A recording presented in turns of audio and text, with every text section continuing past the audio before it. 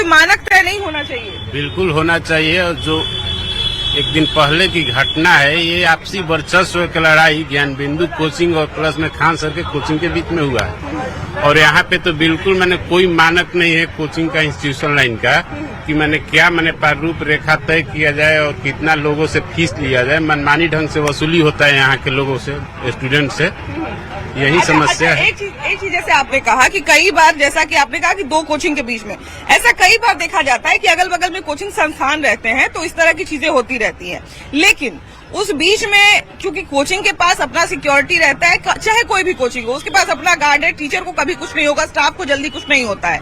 लेकिन बीच में जो स्टूडेंट रहते हैं, जो कहीं दूर से, सीतामढ़ी से, पूर्णिया से, कहां से आए हुए हैं, तो उनकी सुरक्षा के बारे में क्या न सरकार सोचती है, न स्टूडेंट, जो एक तरह से कहा जाए कोचिंग इंस्टीट्यूट है, वो कोई जिम्मेदारी उठाता है? बिल्कुल नहीं उठाता है। इसके पहले में कुछ मानक सरकार ने तय किया था स्टूडेंट को यहाँ के रहने के पर्पज से और कोचिंग के पर्पज से, लेकिन वो सारा चीज फेलुअर रहा है। क्या स्टूडेंट के लिए, कोचिंग संस्थान के लिए कोई मानक तय किया गया है यहाँ पर?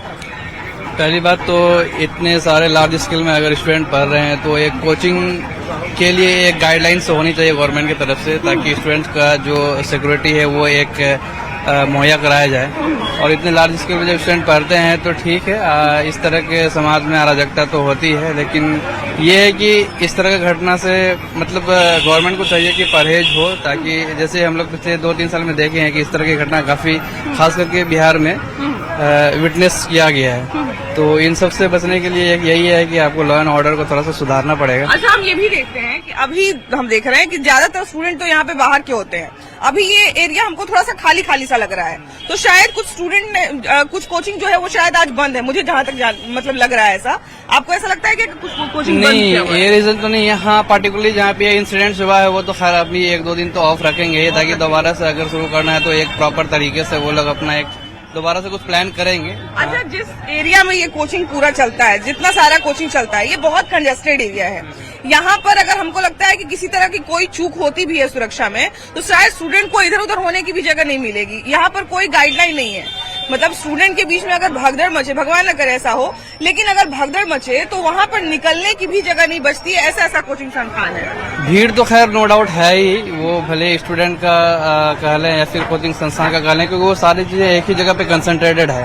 तो वो चाहिए कि हाँ, आप प्रॉपर एक आपका जो इंफ्रास्ट्रक्चर हो वो प्रॉपर स्टूडेंट को ध्यान में रखते हुए करें। ये ना कि हाँ, आप 100 लोगों की जगह पे 200 लोगों को बैठ कर पढ़ा रहे हैं। क्या कोई मानक तय नहीं होना चाहिए सरकार की तरफ से? क्या आप इस हद तक फीस ले सकते हैं, इससे ज्यादा आप वसूल नहीं कर सकते हैं, या इतनी कैपेसिटी होना चाहिए? कभी कोई ऐसी बात सुने है कि ऐसा कुछ होने वाला है कुछ या नहीं, हो सकता है? ऐसा कुछ नहीं, सब मनमाना रेट है। कोई 10,000 लेता है, कोई 5,000 लेता है। हाँ। एक ही पढ़ाई का। और सुरक्षा मानकों का कितना ध्यान रखा जाता है? कुछ नहीं है सुरक्षा में, कुछ नहीं है सुरक्षा मानक। जहाँ मिल रहा वहाँ घर बना दिया, उसमें पढ़ाई चल रहा। आप जब पढ़ाई होता है तब आके देखिए, उस वक्त जाके देखिए कितना भीड़ है, लाइन लगा हुआ, सब एक साथ झुंड बना के घुसते हैं, सिर्फ उतरने में ही चोट लग जाता है।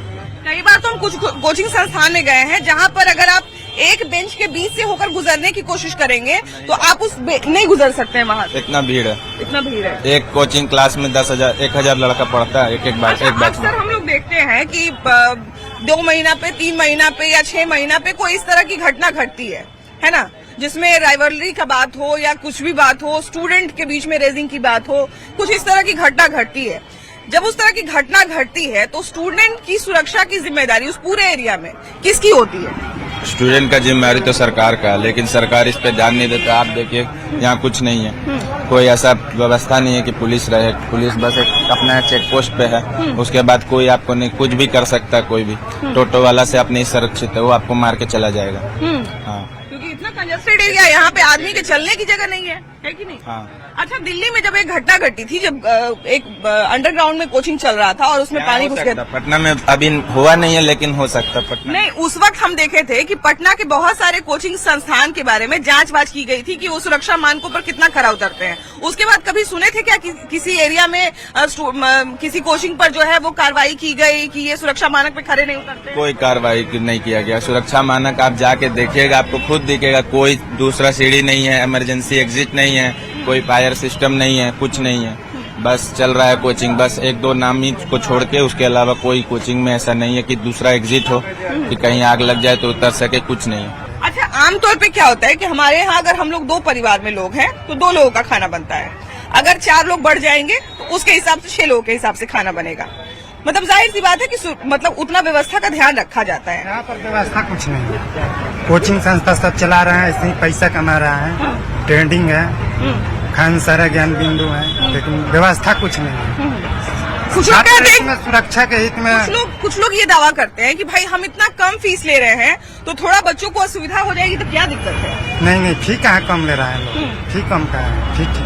फी को लेकर भी कोई नियम कानून है कि नहीं? कोई नियम कानून, इतना ले सकते हैं, इतना नहीं ले सकते, कोई नियम कानून। क्योंकि जाहिर सी बात है कि अगर कहीं पर एक रेट तय किया गया, मान लीजिए कि अभी मान लीजिए नारियल पानी का रेट चल रहा है 80 रुपया, चाहे 90 रुपया।